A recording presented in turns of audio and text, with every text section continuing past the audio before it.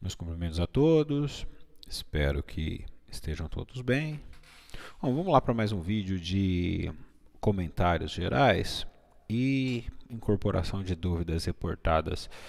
Só queria esclarecer que os vídeos eles têm um certo atraso porque eu fico aguardando que sejam informadas as dúvidas a respeito dos conteúdos. Então, todos os PDFs, né, os 30 PDFs estão disponíveis lá no Google Classroom e a ideia é que os alunos possam ver o material antes, então procurar esses conteúdos nas referências e fazer o envio das dúvidas. E para que não fique caracterizado qual é o aluno que está tendo dúvida nem nada disso, eu reservo, né, a privacidade do aluno de forma a incorporar as dúvidas de maneira natural ao longo do desenvolvimento do conteúdo.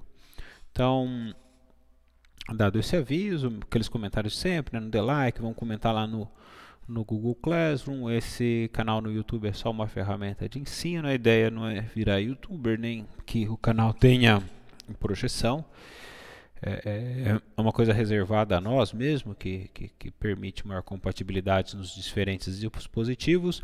E o que o PDF é só um resumo muito sucinto e que cabe ao aluno procurar o conteúdo nas referências indicadas. Aqui eu vou salientar que todos os livros de Física e Estatística dispõem dos conteúdos de hoje, porque é o conteúdo mais importante, mais relevante, são as bases da Física e Estatística. Então esse é o conteúdo mais importante de todos que a gente vai ver ao longo da disciplina, porque estabelece as bases pelo qual a gente desenvolve a teoria. Então, eu estou colocando como referência principal o livro do Casqueira e Teixeira, de Introdução à Física e Estatística, de onde foi retirada a maior parte dos conteúdos, frases, exemplos e tudo mais. Eu estou seguindo esse livro nessa disciplina,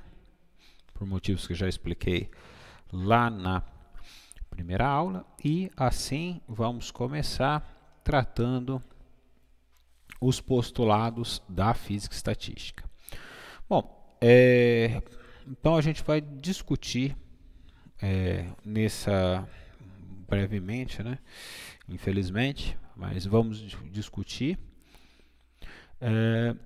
o conceito de coletividade, que também pode ser conhecido como conjunto estatístico e que eu vou me referir como ensemble, ou no inglês statistical ensemble, e lembrar que eu estou dando esses vários nomes porque esses são os nomes que podem aparecer nos diferentes livros. Às vezes um vai aparecer como o termo coletividade, outro vai aparecer como conjuntos estatísticos. A minha experiência, tendo em vista que a maioria das referências sobre o assunto estão em inglês, é que o mais proveitoso, tudo mais, é que se procura inicialmente pelo termo ensemble, e por isso que é o que eu vou utilizar. Bom, se eu não me engano foi na videoaula 2, a gente explicou mais ou menos quais eram as ideias da física estatística no seu surgimento, né?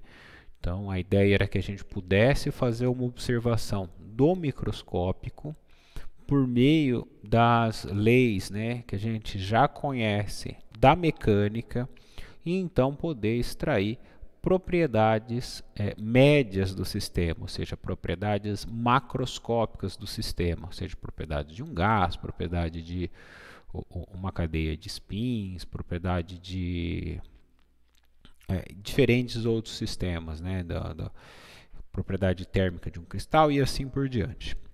Então, o primeiro problema que a gente se depara é com imaginar esses sistemas. Então vamos supor que a gente está estudando um molde de um gás, por exemplo,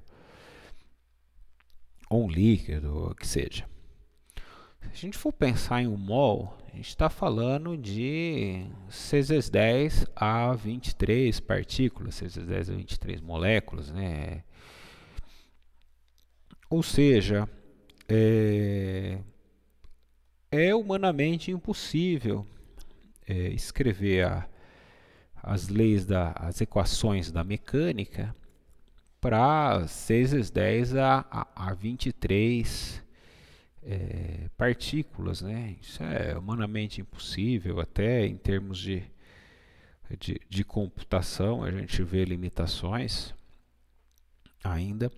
Então isso faz com que a gente tenha que lançar mão de algumas ideias para o cálculo das médias. E esses vão ser inicialmente os postulados da física estatística que a gente vai estudar, ou seja, como que a gente vai lançar mão, né, para calcular essas médias. Então vamos lá. A fundamentação da física estatística ela é proveniente dos trabalhos de Maxwell, de Boltzmann e de Gibbs. Tá? E o método que eles usam, né, é baseado em dois postulados que são verificados a posteriori. O que isso quer dizer? Isso quer dizer que a gente vai postular, ou seja, a gente vai assumir uma determinada afirmação inicialmente, sem considerar se ela é verdadeira ou não. Tá? A gente vai assumir como verdade, sem se preocupar se é mesmo verdade ou não. Então, nós vamos fazer o nosso desenvolvimento, né? Vai gerar um modelo que a gente possa descrever matematicamente, e então nesse modelo nós vamos extrair as médias. Tá?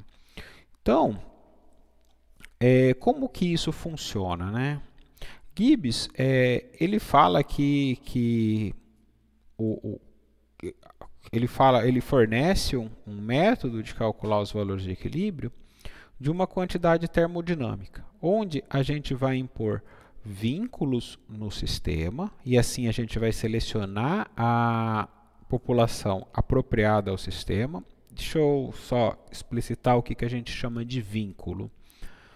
Um vínculo, por exemplo, seria eu dizer que o meu sistema ele tem um determinado número de partículas sobre uma determinada temperatura e sobre uma determinada pressão, por exemplo.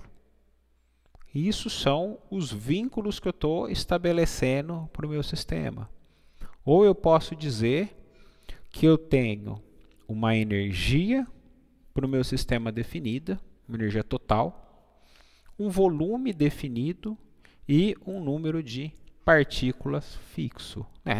Tudo é fixo, né? Energia fixa, volume fixo, número de partículas fixo. E isso é entendido também como vínculos que eu estou impondo ao meu sistema.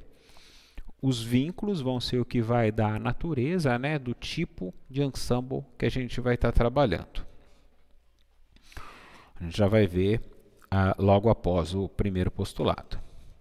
E então, nessa população, vamos entender o seguinte, né, que dependendo da temperatura, por exemplo, eu vou ter níveis de energia mais altos ou níveis de energia mais baixos. Então, isso vai gerar para mim uma população. Aqui vale a pena uma ressalva. Nós estamos trabalhando com física estatística no equilíbrio. Eu sei que atualmente existem estudos de termodinâmica fora do equilíbrio e de física estatística fora do equilíbrio, mas nós não vamos enveredar por esse caminho, porque nós estamos fazendo uma disciplina que é introdutória à física estatística.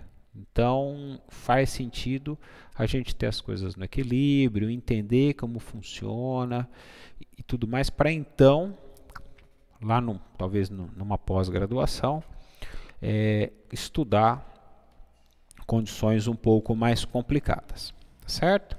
Então, a gente vai estar trabalhando sempre no equilíbrio. E aí, no equilíbrio, a gente vai, então, após impor os vínculos no sistema, né, esperar o sistema equilibrar e tudo mais, a gente vai verificar, ou seja, vai calcular o valor médio dos parâmetros de interesse. O cálculo da média a gente já apresentou lá na seção de probabilidades e passeio aleatório. Então, o que a gente precisa introduzir é o conceito da coletividade. Então, texto extraído diretamente da referência 1. Considere um conjunto muito grande de cópias mentais do sistema, onde eu estou usando para esse número de cópias a letra LEP. Essa aqui, deixa eu colocar uma seta. Essa aqui, entre parênteses. Designadas por membros da coletividade, e sendo cada uma réplica, ixi, aqui eu dobrei, né? Sendo cada uma réplica à escala termodinâmica do sistema cujas propriedades queremos estudar. Considere então um sistema isolado, fechado com volume fixo.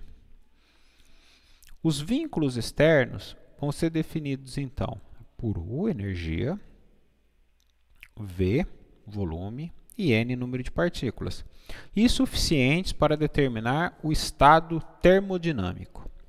Todos os membros da coletividade possuem seus valores de U, V e N, porém não são idênticos do ponto de vista macroscópico. Então, o primeiro postulado vai dizer o seguinte: a média temporal calculada durante um tempo suficientemente longo de uma variável física de um sistema termodinâmico é igual à média dessa variável na coletividade, ou seja, no ensemble, representada do sistema, no limite de Alep tendendo ao infinito, ou seja, do número de réplicas do meu sistema tendendo ao infinito. A ideia que está por trás desse postulado é o seguinte: o livro está considerando alguns vínculos ali, só para fazer a introdução de vínculos, né? Então, energia, volume e número de partículas são os nossos vínculos. Esses são valores que a gente está definindo fixos, né? Eles são constantes para a gente. Então, a gente tem o nosso sistema.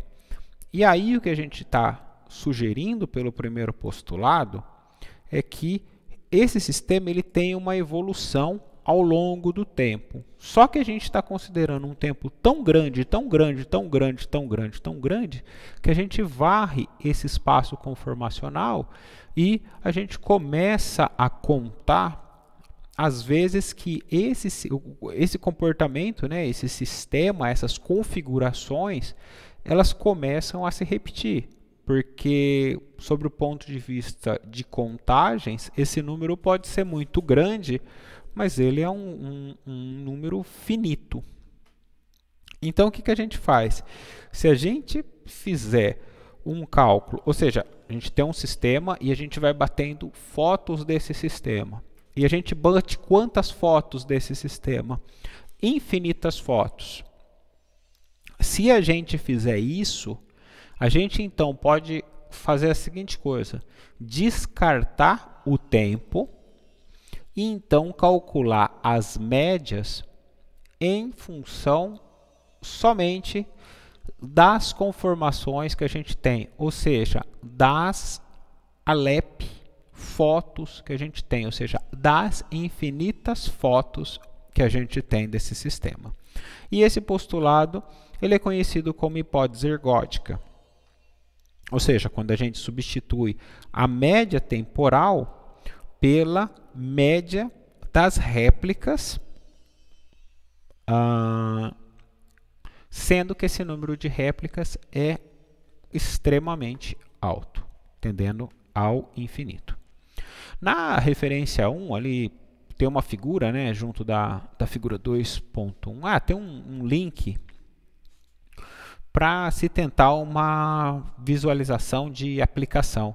Mas eu tentei acessar o site várias vezes e essa aplicação ela está indisponível. Então eu coloquei um link aqui no PDF que leva a gente para um simulador do PHET, que é um conjunto de simuladores, né, nas áreas de ciências. Então tem simulador de química, de problemas em química e em física. É bem legal. Então o que eu vou fazer? Eu vou abrir esse simulador. Esse simulador chama propriedade dos gases e eu vou tentar explicar mais ou menos qual que é a ideia. Aqui eu vou bombear um conjunto de partículas. Aqui, bombeei. Perceba que o meu sistema está equilibrando, né? Então aqui está tendo um ajuste da pressão. Eu tenho bolinhas que estão um pouco mais rápidas, bolinhas que estão um pouco mais devagar.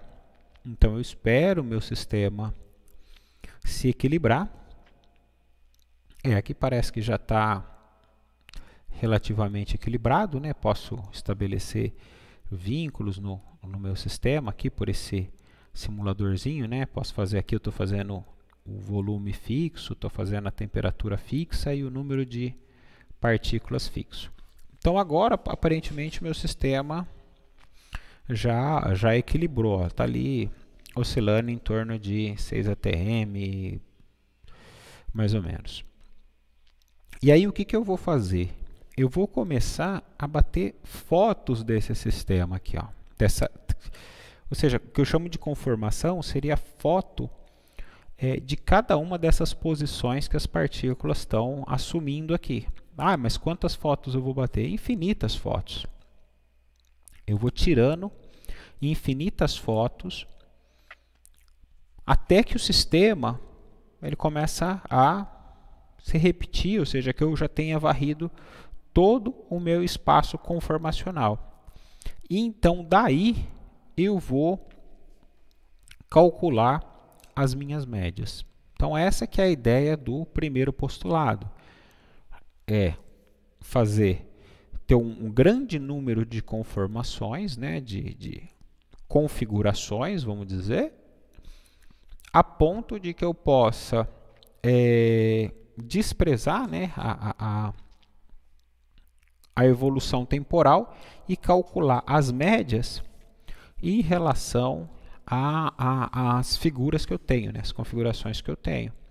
E perceba que aqui, normalmente, quando vocês estiverem tendo contato com algum colega que trabalha com iniciação científica em computação envolvendo física e estatística, né, você vai ver que ele vai falar, eu faço simulações extremamente longas, e a ideia de fazer simulações extremamente longas é poder lançar mão da hipótese ergótica. Ok? Então, espero que tenha ficado claro essa ideia com esse simulador. E assim, eu vou deixar esse simuladorzinho aberto aqui e vamos voltar então para o PowerPoint, aqui para o PowerPoint não, para o PDF. Então, aqui o livro está falando de ensemble microcanônico e tudo mais, eu não vou querer definir isso aqui agora. O que importa é que em relação aos vínculos que a gente tem para o meu sistema, eu posso fazer uma contagem, que é o que a gente vai definir como peso estatístico, que vai estar relacionado com essa variável ômega aqui, que nada mais é que a contagem das configurações que a gente tem nessas condições.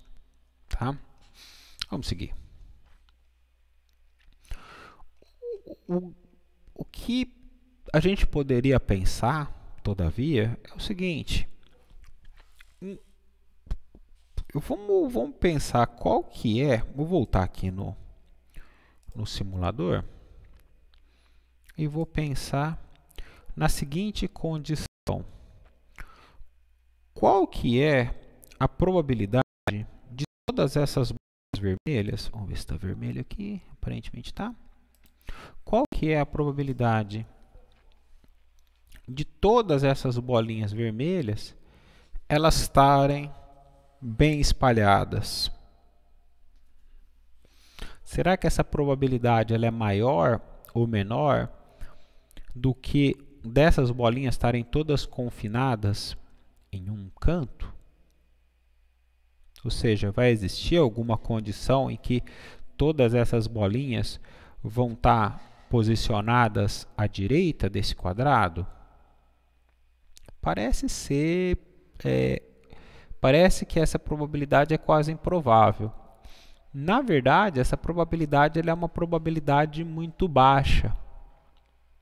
Tá? Vamos imaginar que a gente está numa sala e por um tempo muitíssimo curto, todo o ar vai para um cantinho da sala e depois volta. Percebe que essa é uma condição muito improvável. Todavia, não é uma condição impossível. Então, o que a gente precisa pensar nesse momento é o seguinte: a gente vai dar algum peso para alguma configuração mais do que outra? E a resposta é não. E aí, sobre isso que se trata o segundo postulado. O segundo postulado, ele vai dizer assim, ó, num ensemble, ou seja, com um conjunto de réplicas tendendo ao infinito, ou seja, num ensemble representativo de um sistema em equilíbrio termodinâmico, os sistemas do conjunto estão distribuídos uniformemente sobre todos os microestados acessíveis. Então, esse é o postulado das iguais probabilidades a priori. E ele é um postulado que lança a mão da nossa ignorância. Ou seja, espera-se que, independente das condições iniciais, o sistema isolado e abandonado a si próprio acabará por atingir uma situação final de equilíbrio, no qual ele tem igual probabilidade de se encontrar em qualquer um dos microestados acessíveis. Citação do livro do Reif, extraída, tradução do livro do Casquilho. Então, o que isso significa? Significa que, a priori, a gente vai entender que todos os estados, ou seja, todas as configurações que a gente está obtendo, elas são igualmente prováveis.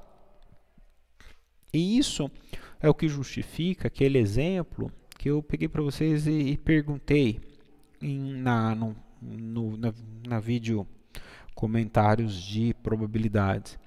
Qual que é a probabilidade de existir vida em Netuno, por exemplo? Bom, a gente nunca foi para Netuno, não pisou no solo de Netuno, bom, é uma bola de gás, né? Mas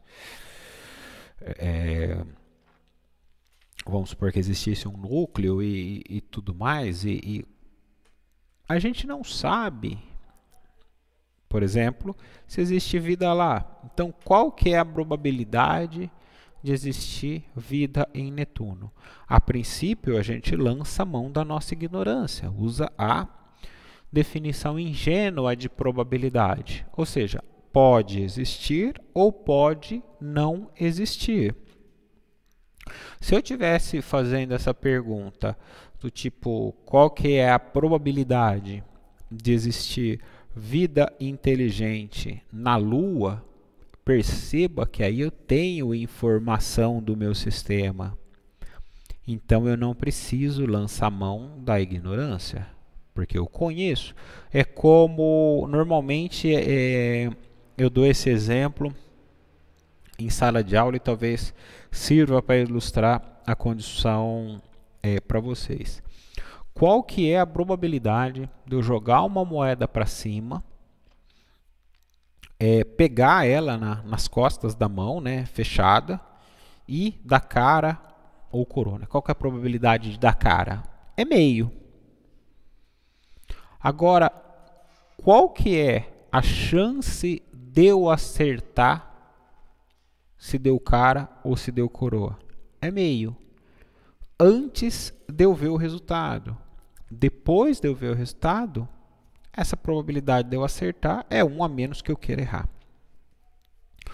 Então, isso significa que uma vez que a gente não tem conhecimento a respeito do sistema, a gente tem que lançar mão da nossa ignorância. E como a gente tem ignorância a respeito do sistema em questão, nós vamos considerar que todos esses microestados, ou seja, todas essas conformações que a gente está obtendo, elas são, a princípio, né, a priori, igualmente prováveis. E por isso que esse postulado é conhecido como postulado das iguais probabilidades a priori. E se for assim, então, essa probabilidade ela é dada. Então, a gente está escrevendo ela por essa letra C, que é 1 dividido por essa contagem, né, esse ômega, essa densidade de estados sobre esse conjunto de vínculos, tá? E aqui convém a gente mencionar um pouco a respeito dos vínculos, porque é esses vínculos que vão definir o tipo de ensemble que a gente vai estar tratando. Então, se a gente estiver tratando um sistema isolado, por exemplo, a gente vai estar tratando do ensemble microcanônico. Se nós tivermos, aqui eu quero dizer que o sistema isolado energia fixa, volume fixo, número de partículas fixo. Se a gente estiver tratando um sistema onde a gente fixa temperatura, volume e número de partículas, então a gente está tratando o ensemble canônico. Se a gente fixa temperatura, volume, mas deixa o sistema aberto, a fim de que partículas possam entrar e sair do meu sistema, ou seja, controlado pelo potencial químico, então nós estamos tratando o ensemble canônico ou macrocanônico. E vários outros ensembles podem ser construídos, né? Então, por exemplo, no computador é muito conveniente, né, essa situação de ensemble canônico, né? Temperatura, volume e número de partículas fixo. Mas perceba que no laboratório é muito difícil a gente ter um controle do volume. O volume não dá para a gente controlar, né? Normalmente o que a gente tem controle no laboratório é da pressão. E assim é muito mais interessante a gente trabalhar com o ensemble isotérmico isobárico. Então, no lugar do volume, do canônico, a gente substitui pela pressão, sendo que a pressão atmosférica, né, ela vai ser o parâmetro, né, o vínculo que vai ser imposto ao sistema. Então, essa é a parte que a gente trata os ensembles, né, os dois postulados da física estatística, e convém para a gente fazer a seguinte coisa. Agora a gente vai precisar construir essa ideia matematicamente. E aí eu vou começar pelo ensemble canônico, porque ele é mais fácil, né, da gente relacionar com coisas do dia a dia. Todavia, existem várias formas, né, pelo menos 3 conhecidas, para a gente formalizar esse conceito de ensemble. Uma que é matematicamente muito sofisticada e rigorosa, que está no livro, acho que é o livro do Fermi. E que a gente não... O livro do Fermi, Termodinâmica, se eu não estou enganado. Ou o livro... Não, acho que é o livro do Dirac, de Termodinâmica. É um livro que eu tenho na minha sala. Depois eu posso deixar certinho para vocês.